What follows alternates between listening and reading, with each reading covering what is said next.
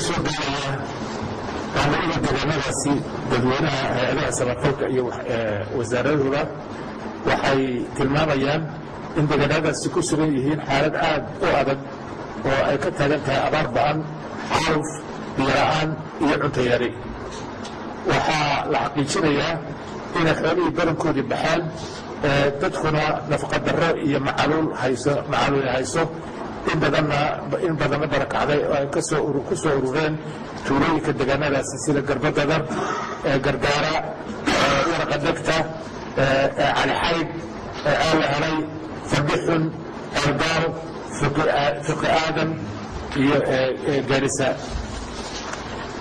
Bulaxaar, Xagar, Berbera, Biyo Dhaadheer, Raarga Buur, Laastuure iyo tuulooyinka Huluul xagga xeebta ka xiga. dadka ay abaaruhu saamaysay waxaa lagu qiyaasay inay gaarayaan ilaa 20,000 oo qoys. dadkaasi waxay u baahan yihiin gurmad degdega oo isugu jira cunto, biyo, dawo iyo hoyba. haddii aan si degdega loogu gurmadna waxaa jirta cabsi in badan gaar ahaan dadka jilicsan sida carruurta iyo waayeelku ay u dhintaan gaajo iyo harraad. sidaa darteed waxaanu ugu baaqaynaa hay-adaha qaramada midoobay, hay-adaha samafalka caalamiga ah, hay-adaha wadaniga ah inay dhammaan shacabka reer Somalilan inay si degdega ugu gurmadaan dadka ku tabaalaysan deegaanada ay abaarta iyo biyo la'aantu saamaysay. aad iyo aad baa umahadsantahay.